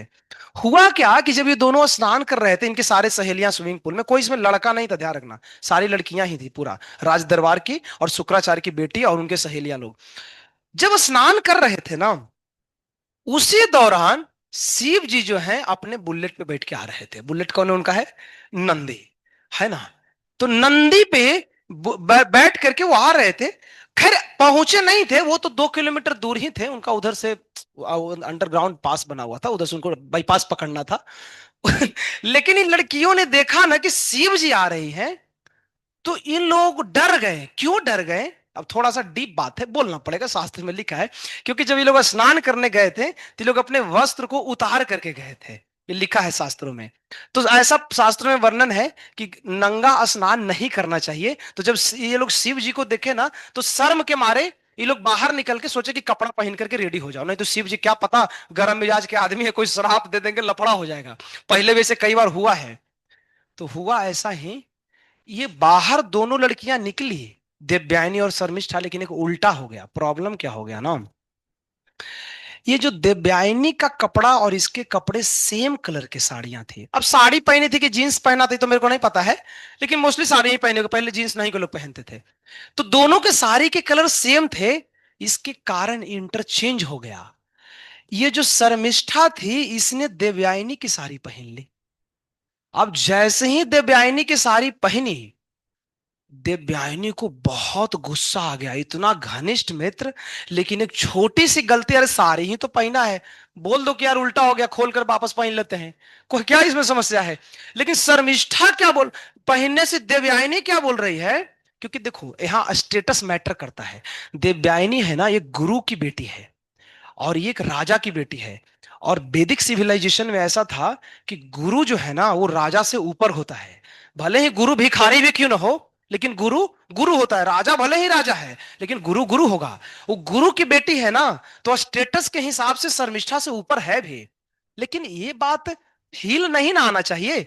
अब मान लो जैसे हम टीचर, हम पढ़ाते हैं और हमको अंदर घमंड आ जाए कि लोग तो बोक्का है, सलाई लोग कुछ आता है, हम पढ़ाते हैं, नहीं पढ़ाएंगे तो लोग का नीट होगा। अगर हमारे अंदर ये घमंड आ जाए तो ये तो गलत है ना। अरे भैया तुमको कोई दूसरा भी तो टीचर पढ़ा सकता है, हम ही थोड़ी ना संसार में है। तो वो तो हमारा ड्यूटी मिला इसलिए पढ़ा रहे। तो उसी प्रकार देवयानी हो सकती है गुरु की बेटी है, तो उसके पास एक एटिकेट होना चाहिए कि ठीक है हम गुरु की बेटी है, बट ईगो तो नहीं होना चाहिए ना। प्रॉब्लम ईगो का होता है। हुआ क्या ना, देवयानी इसको गाली देना चालू की, शर्मिष्ठा को। हाँ, गाली मतलब समझ रहे हो, तो इसको बोलते हैं है ना, इसको मतलब एक ऐसा शब्द ना, उसको बोलते हैं ऐसा शब्द जो एकदम चुभता हो हृदय में। देवयानी बोलती है शर्मिष्ठा को कि नालायक कहीं की, तुम हमको, तुम जानती हो हम एक गुरु की बेटी हैं, हम ब्राह्मण परिवार में पैदा हुए हैं, तुम क्षत्रिय की बेटी हो। स्टेटस के हिसाब से ब्राह्मण ऊपर होते हैं क्षत्रिय से, है ना, क्योंकि ब्राह्मण का काम ज्ञान देना होता है। अरे भैया ऊपर होते हैं तो, लेकिन बोलने का चीज थोड़ी है कि ऊपर होते हैं। इतना उसको बुरा भला बोली। वैसे शर्मिष्ठा को जब भी बोली ना, तो अब शर्मिष्ठा भी क्षत्रिय की बेटी है, उसके अंदर खून तो क्षत्रिय का है, अंदर से खून गर्म है, जाग सकता है कभी भी। उसके जबकि दोनों अच्छे मित्र हैं, इतना गुस्सा हो गई शर्मिष्ठा ना कि उसके वस्त्र को खींच करके नंगा करके ढकेल दी फिर से देवयानी को। कहा, कुएं के अंदर। फिर से नहीं, पहली बार ही ढकेली है, अरे ढकेली थोड़ी थी, अभी तो निकल के आई थी स्विमिंग पूल से ना, झगड़ा हो रहा था, उसको ढकेल दी कहा, कुएं के भीतर। तो देवयानी चली गई कुएं में, और धकेल करके शर्मिष्ठा बोली सारे लोगों को कि चलो हमारे साथ घर चलते हैं, कोई भी खबर जो है वो बताएगा नहीं किसी को कि देवयानी को हमने ढकेल दिया है कुएं में। चली गई, किसी को पता नहीं चला। बाद में खबर पहुंचा होगा, खबर तो पहुंचा, किसी को पता ही नहीं है। इसी बीच एंट्री होता है किनका, राजा जी का। जो राजा जी आए थे, कौन राजा जी, ये याती, ये आए थे जंगल में घूमने के लिए, है ना। देखो क्या कोइंसिडेंस है, उसको धकेला ही पहुंच गए हैं। थोड़ा लेट भी तो आ सकते थे, इनका ट्रेन लेट नहीं हुआ। समय, इनका घोड़ा जो है ना एकदम 5G के स्पीड से चलता था, समय से पहुंचा दिया। और ये पानी की प्यास बुझाने के लिए यहाँ कुएं के पास पहुंचते हैं। कुएं के पास जब पहुंचते हैं ना, तो गए थे पानी मतलब झांक रहे थे, देखा कि यार इसमें तो कोई लड़की गिरी हुई है। अब समस्या है, उसको निकालना पड़ेगा, क्योंकि राजा है ना, राजा का तो कर्तव्य भी है ना अपने देश की जो नागरिक है उसकी रक्षा भी करना है। लेकिन लड़की कुंवारी है और राजा भी जवानी अभी है ना, ऐसा नहीं कि बूढ़े थे, ये जवान थे, ध्यान रखना, ये सौभरी नहीं है, ये राजा है, नया नया राजा है, अब ये भी जवानी था। अब सवाल है उस लड़की को बाहर निकालना है, तो कोई भारी बात नहीं है, निकाल सकते हैं। कैसे निकाले, इनके पास टॉवेल रखे थे, गमछा वगैरह रखते होंगे राजा लोग, तो गमछा उतार करके ऐसे कुएं में दिए, फिर वो पकड़ी जोर से और उसको खींच करके निकालने लगे। अब यहाँ पे क्वेश्चन बहुत बड़ा उठ गया, क्योंकि उसको जब धकेला गया था ना, तो वो नग्न अवस्था में थी। और जब ये निकाल रहे हैं, इन्होंने नग्न अवस्था में किसी एक स्त्री को देखा, तो एक धर्म अब बनता है उस लड़की का धर्म था, उस धर्म को निभाने के लिए तुम आगे समझ गए होगे। बाद में देवयानी ने ययाति के साथ विवाह किया। क्यों देवयानी बोली? कि चूंकि आपने मेरे को मदद किया है, और आपके जैसा राजा, क्योंकि ये विश्व सम्राट राजा थे ययाति, पूरी दुनिया पे विजय उन्होंने प्राप्त किया था, तो कोई भी स्त्री चाहेगी इनसे विवाह करना। और एक स्त्री का धर्म भी है कि जिसने तुम्हारी इज्जत को रक्षा किया हो, जो तुमको बचाया हो ऐसे समय में, तो अब तुम अपना ये मुंह किसको दिखाओगे जो तुमको सब कुछ देख लिया हो, है ना? तो उन्होंने ययाति के सामने प्रपोजल रखा कि हे राजा जी, अब आज से ये जो हाथ आपने थामा है ना, हमेशा के लिए आप ही थामिए, मैं नहीं चाहती हूं किसी दूसरे के पास जाना। ये याति ने, अब ये याति को थोड़ा सा डाउट हुआ कि यार ये ब्राह्मण की बेटी है, परंपरागत तरीके से नियम ये कहता है सेम शादी जो है ना सेम कुल खानदान में होने चाहिए, ब्राह्मण ब्राह्मण से करना चाहिए, है ना, ये नियम कहता है। लेकिन अब इनके पास भी बहुत बड़ा क्वेश्चन है, ये इतने बड़े राजा हैं, रिजेक्ट करेंगे तो बहुत बड़ा क्वेश्चन आ जाएगा, क्योंकि आपने उसको निकाला है, आप रिजेक्ट कैसे कर सकते हो? उसकी इज्जत का सवाल है। तो कोई ऑप्शन नहीं है, मजबूरी है ना? इसको इसको बोलते हैं प्रतिलोम विवाह बोलते हैं। जब सेम, अगर कास्ट इसको बोलते हैं, या कुल परंपरा में जो शादियां नहीं होती है ना, उसको प्रतिलोम बोलते हैं, है ना? यहाँ राजा जो है क्षत्रिय हैं, और जो लड़की है वो ब्राह्मण है। तो क्षत्रिय राजा जब ब्राह्मण लड़की से विवाह करती है ना, इसको प्रतिलोम बोलते हैं। प्रतिलोम मतलब ये वो शादी है जो शास्त्रों में मना किया गया है करने के लिए, लेकिन फिर भी करना पड़ेगा क्योंकि मजबूरी है। तो अब यहां पे विवाह होता है, विवाह होगा बाद में। अभी अभी यहाँ पे ये याति जो है वो मिले हैं किससे? इस लड़की से। इसको इन्होंने निकाला है, लड़की ने प्रपोज किया है कि हम आपसे विवाह करना चाहते हैं, लेकिन अभी तुरंत विवाह नहीं होगा क्योंकि ये राजा है। हम लोग ऐसा आम आदमी नहीं है कि जैसा तैयार हो तो चलो ना करते हैं, चालू करते हैं। नहीं भैया, राजा है भैया, इनकी शादी ऐसे नहीं होगी। इन्होंने बोला कि ठीक है, तुम्हारी अगर इच्छा विवाह करने की है तो हम तुम्हारे पिताजी से बात करेंगे, है ना? मतलब ये जो इंफॉर्मेशन है इसके पिताजी के पास पहुंचेगा, शुक्राचार्य के पास, और विवाह फिर काफी धूमधाम से होगा। अब विवाह कैसे होगा ये बहुत डिटेल चर्चा है आगे, और अभी इसमें ट्विस्ट है कहानी में, बहुत खतरनाक कहानी है, इसकी चर्चा करेंगे। तो यहां तक तो भी मिलन हो गया है दोनों का, तुम मान के चलो इंगेजमेंट हो गया है। अभी बाकी असली खेल बाकी है, आगे क्या होता है तो हम लोग देखेंगे आगे की कक्षाओं में। हरे कृष्णा। ये कहानी